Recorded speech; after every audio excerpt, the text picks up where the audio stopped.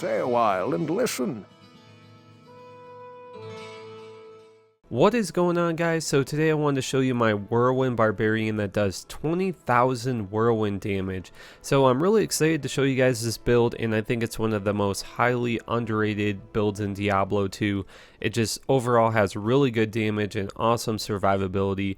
So as always, I'm going to go over the skills, equipment, attributes, and then show you guys some gameplay, and I'm really going to try and join an 8-player game so I can show you guys how well this build works in the maximum difficulty in Diablo 2. So the first thing we'll do is we'll go over the equipment, and the biggest part of this build is the Breath of the Dying Thunder Maul, which is probably the best weapon for a Whirlwind Barbarian in my opinion, just for damage dealing, and it has a really high life leech and lifesteal per hit on the weapon, so that's really going to help out your overall survivability on any Whirlwind character.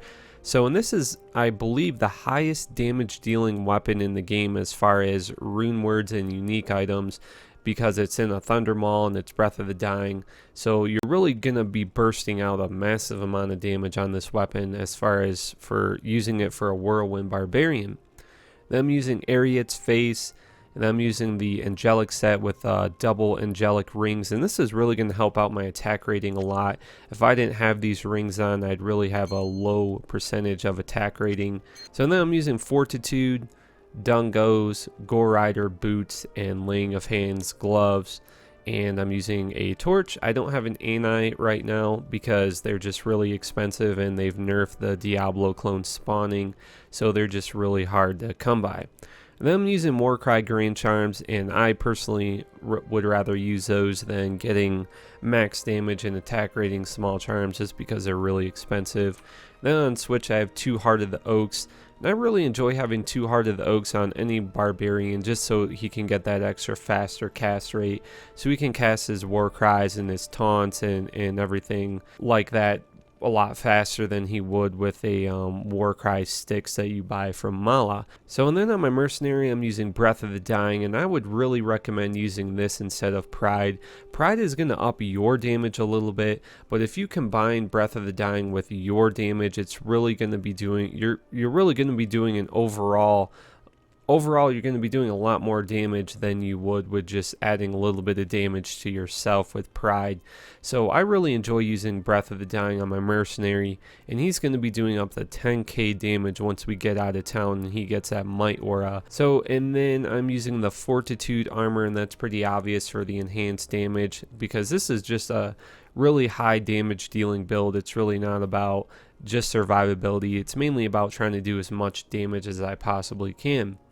Then I'm using Vampire Gaze on my mercenary, and I think this is one of the most underrated helmets in the game also.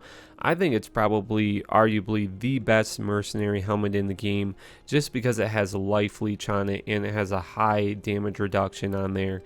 So, and it's also a lot cheaper than getting something like a Crown of Ages or whatever else. So, and then it's only right, you know, I'm chilling here in Haragoth with my Barbarian homies, you know, we're just cooking some food and chilling.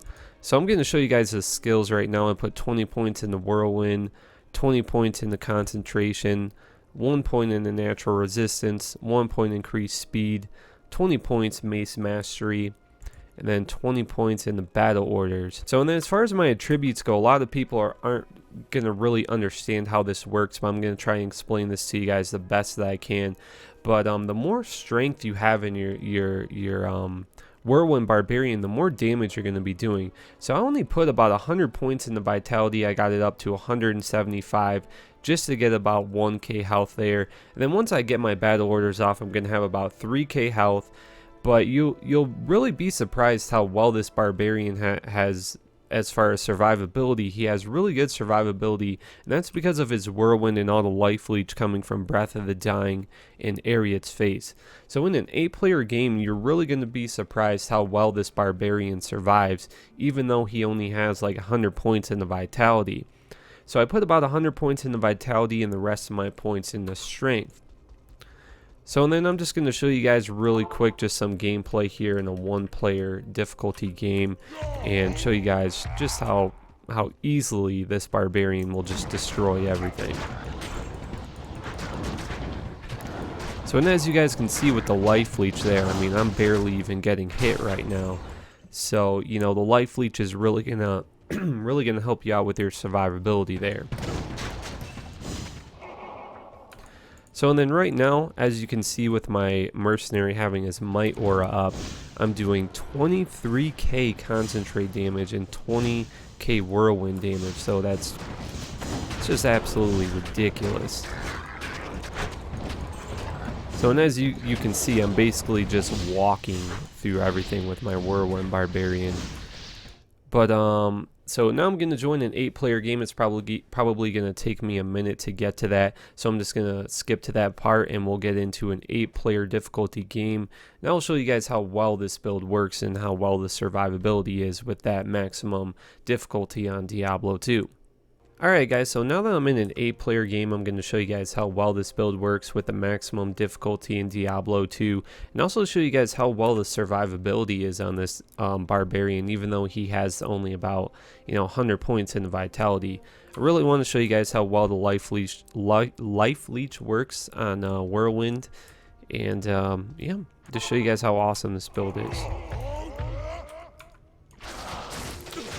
So, and then as you guys can see right now with my mercenary's might aura, I'm doing up to 20k whirlwind damage and up to 23k concentrate damage, and my mercenaries over here just poning stuff up. So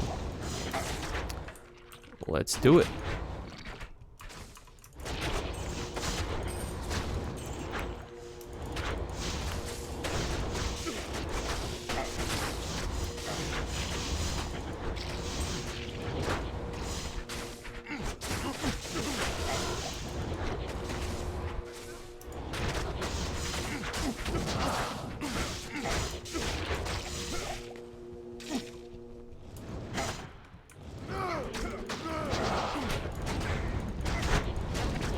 So as you guys can see, really high damage dealing going out right here with an 8-player game, and also really good survivability going on. So it just goes to show how powerful Life Leech is in this game.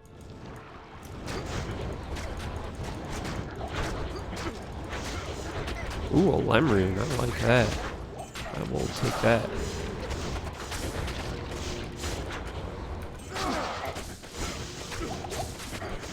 You also want to watch your mana there. As you can see, my mana went to like nothing, and then I wasn't able to whirlwind to get that life leech off. So if you run into a super unique monster that has mana burn on them, you really want to make sure you watch your mana there, or you're just going to die. Because you got to keep up your whirlwinds, or else you're not getting any life leech there.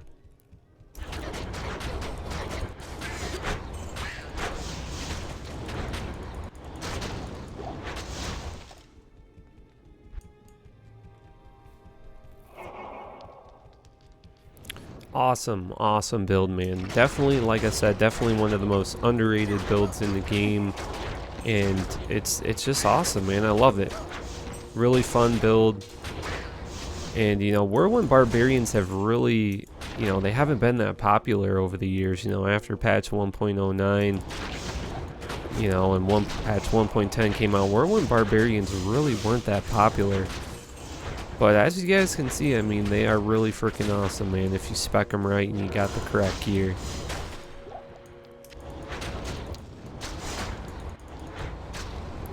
Still an 8-player game too, which is awesome.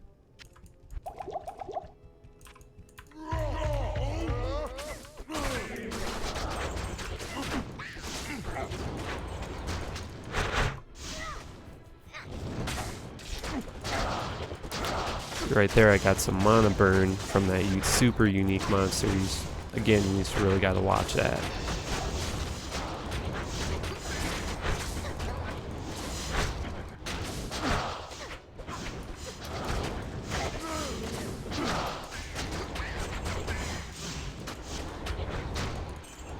If you're going to continue to just use Whirlwind, I would make sure you use Concentrate one time just to get a little defense bonus there, and then go and use your Whirlwind. Now I'm using Taunt right now, but if you guys want, you could put a point into Battle Cry just to do a little bit more damage. But I would recommend using Taunt instead, since this character has, doesn't have that much life and you're really dependent on that life leech. I would recommend you use Taunt just so you're taking less damage. This guy chasing me. Jeez, he runs fast, man.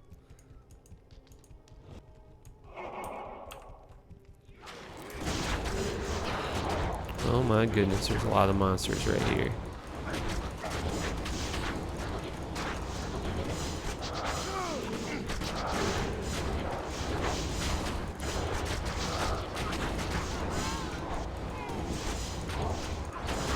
Awesome, awesome, awesome.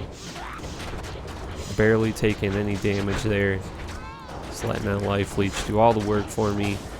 And also on the mercenary, it's really nice to have that breath of the dying on him and the vampire gaze. So he has a nice percentage of life leech going, so he can have some nice survivability.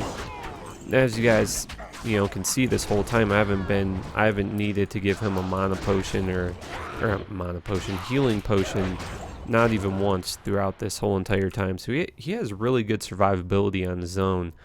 He has massive life leech on his own. So it's just really nice to see your mercenary survive all this and not having to revive him all the time. I cannot stand when my mercenary dies. It's just really annoying. You need a lot of gold. I don't like having to revive my mercenary.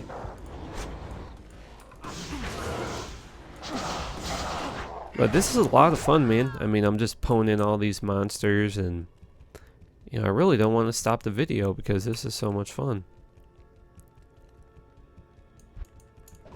Just poning it up.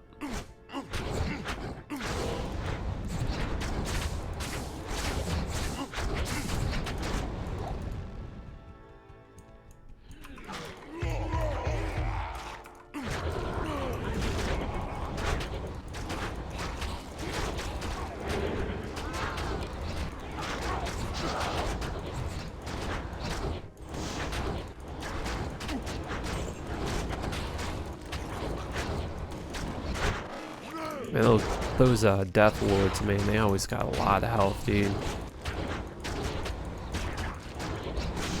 Hate those fuckers.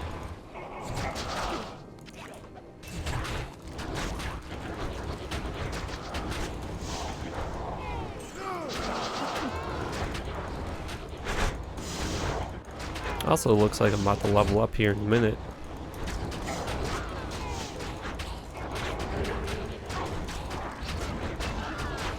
Ding. There we go.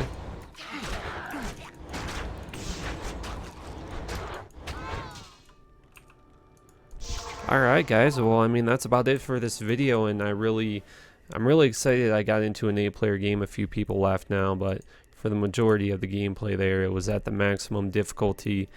And I just overall love this character, guys, and it really goes to show how, these really underrated builds in Diablo 2 are really freaking awesome, and a lot of people don't take advantage of them. So thank you guys so much for watching. Make sure you guys subscribe if you want to keep up with Diablo 2 content, and I will see you guys on my next video.